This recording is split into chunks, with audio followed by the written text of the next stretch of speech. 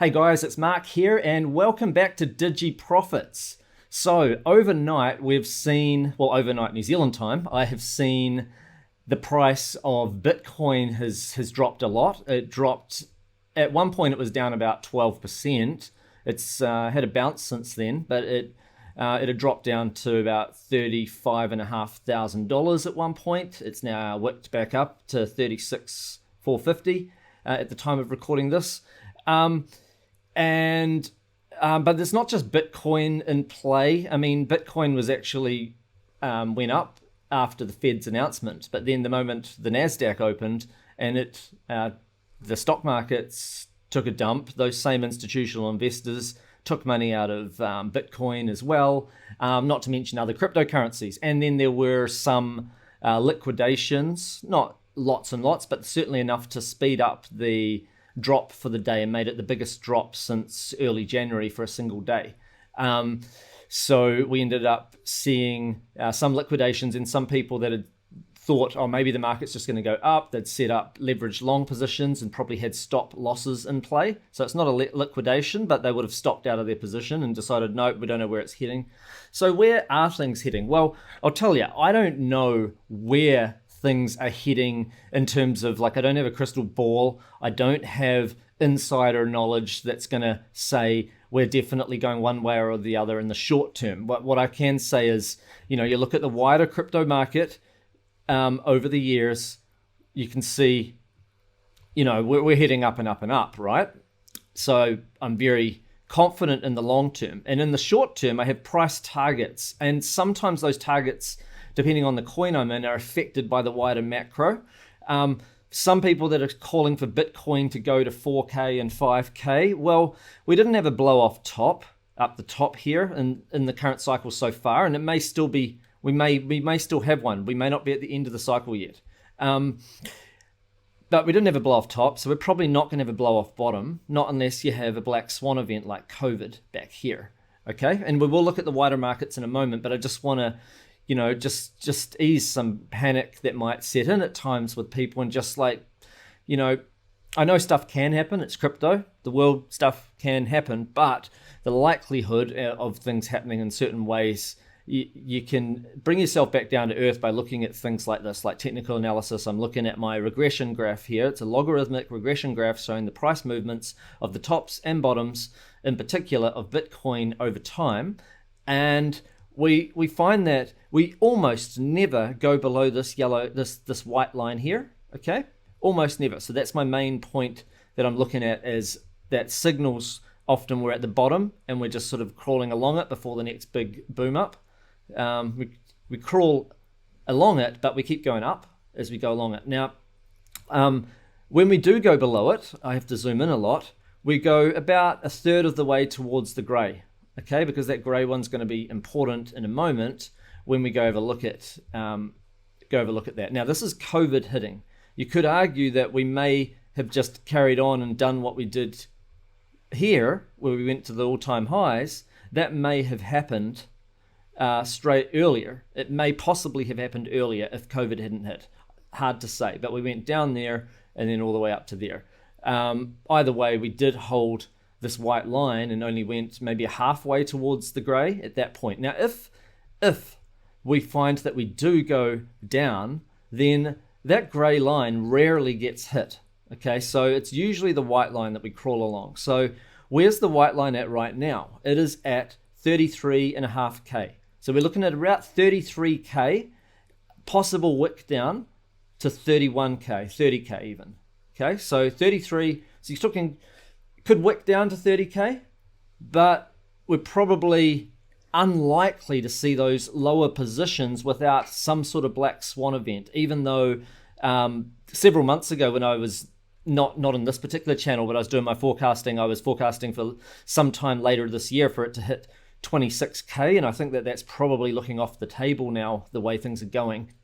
And I think it's more looking towards, and that was if we'd hit the grey line about maybe a month ago, but I got that wrong, because that market cycle, we didn't end the cycle and then carry on up. We've actually gone across ways.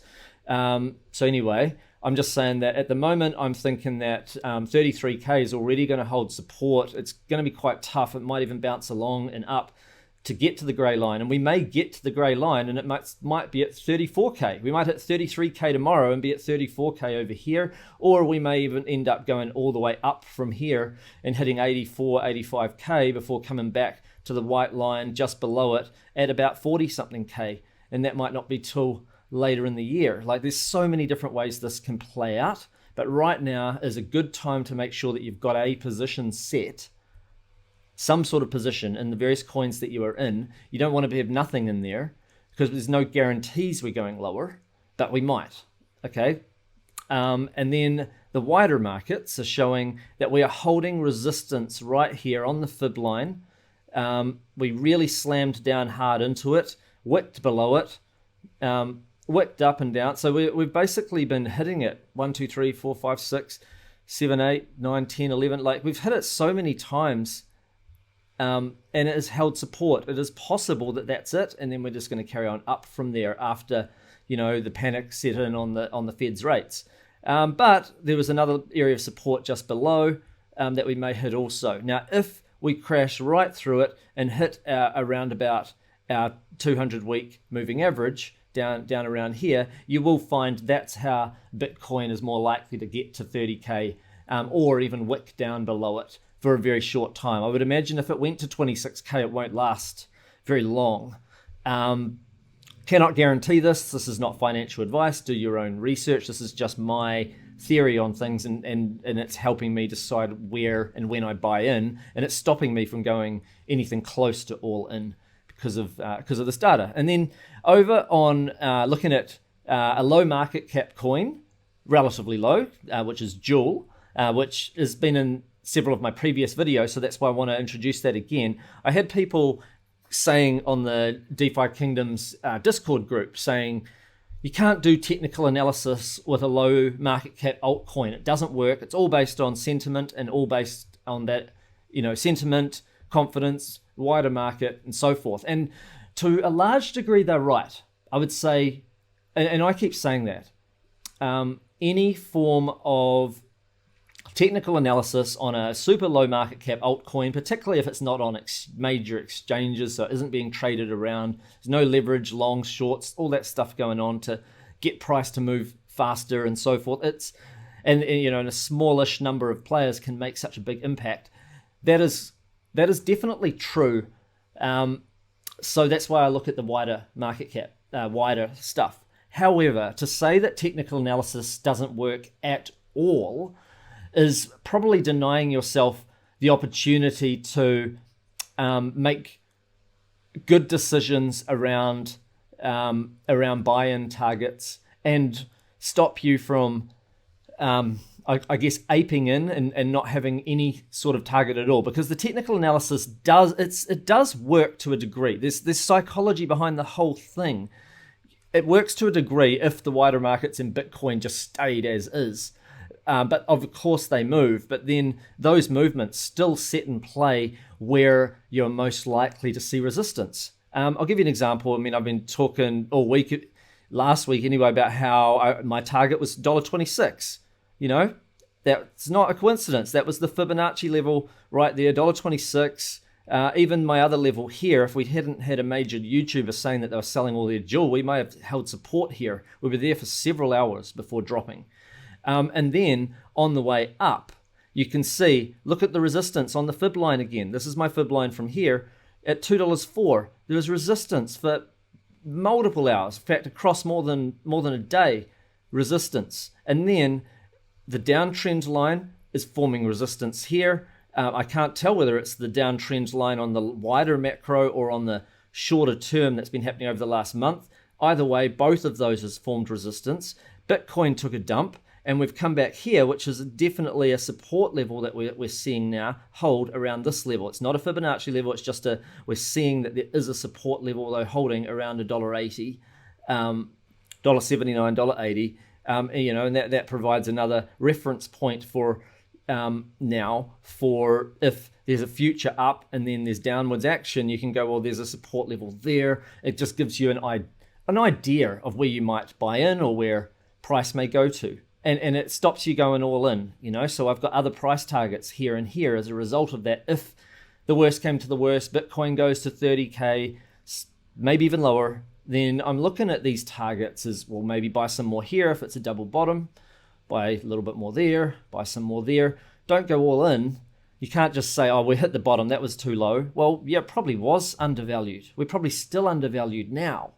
But that doesn't mean that the market won't give you an opportunity at an undervalued price for quite some time, or for while Bitcoin is being a bit, rocky. Not just Bitcoin, it's all the market. So how's this downtrend line formed? Well, that was from all of the stuff that happened. I've got another video that you can check out if you want to that explains why the Joule price dropped.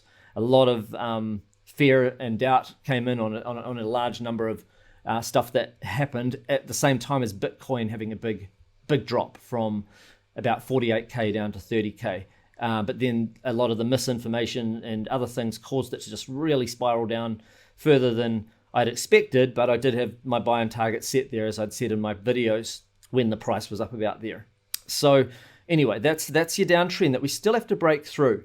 If we can break through it, hold it as support, then we know we're at least out of the woods on that sharper angle scale. The next one is this downtrend on the wider macro, and this is happening while Bitcoin is obviously not in its, it's lost its position from its all-time highs. So I'll just go on the daily now, and I'll show you what we're trying to break here. So that is this one here, where it was resistance, this sort of leveling to get through. Finally got through it, but on the way back down again, it's held resistance. It's held us as support on the way down. We went through it there, but we want to hold that as support, as our lowest level support. We don't. This is kind of like our black swan event for DeFi Kingdoms for Joule. So theoretically, we should be able to break through here without too much trouble. Even by going sideways and up, we should be able to get through to here and hold either this as support, or even if we're going to be able to turn this around and get this into more of an uptrend, this fib level and then this fib level should be able to hold a support on our way through. So anyway, I'm just saying we're not out of the woods yet in terms of getting past our bottom, and we're more likely to be out of the woods when we go past that. Ultimately get past $2.30, you're in a really good position there. Okay, so does technical analysis work though on a low market cap altcoin? I would say it is very sketchy. It is not something I would bet the house on. It is more giving me ideas so that, when everything was bullish here, I wasn't going, oh crap, I've missed out, I'm going all in, because I'm also noticing, no, we haven't gone past this trend line, our upper trend line that was set from here, that was sort of parallel to our downtrend line. We're like, I knew that we had just broken a fib line. So when we broke here, I took profits on my rewards. I didn't sell my liquidity pools, but I did on any rewards that were made from them, right from here across to here, which was several days. Managed to take quite a lot of rewards through and from my hero, so that when price did come down here, I could go, well, I'll buy some in using those rewards. And I didn't actually need to enter new money into my system until I was down mostly at this level. Because of that. So it just gave me some targets, and it stops you buying every little 5% dip. Like you go here, people were buying here, and then they're like, I've run out of money to buy the dip.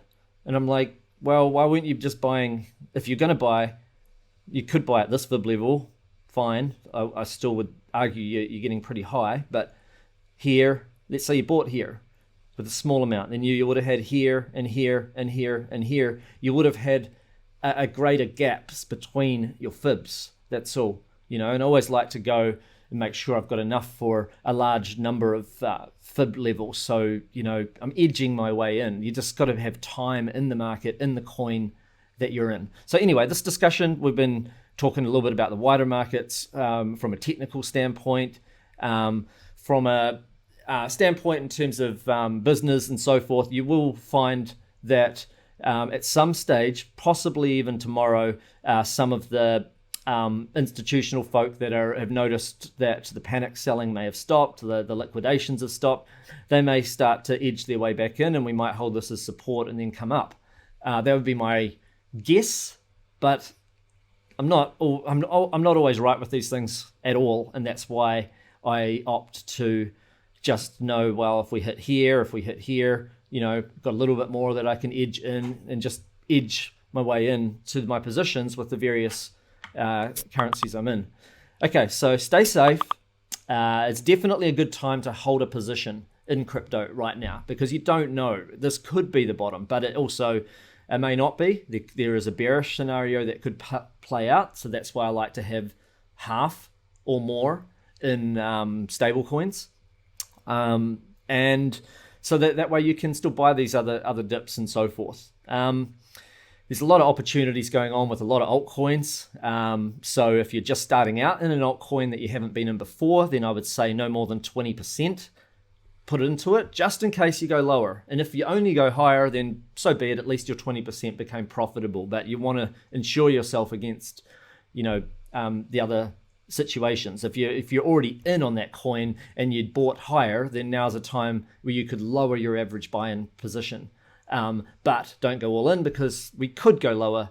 There's definitely an argument for that, and there's arguments that we could just go higher from here, and that's why I look at not just the technical analysis. We look at the news. We look at a lot of other things in order to make these decisions. Okay, well, anyway, stay safe. I hope that this video has been helpful for you guys, and I'll see you in the next video. Bye for now, everybody.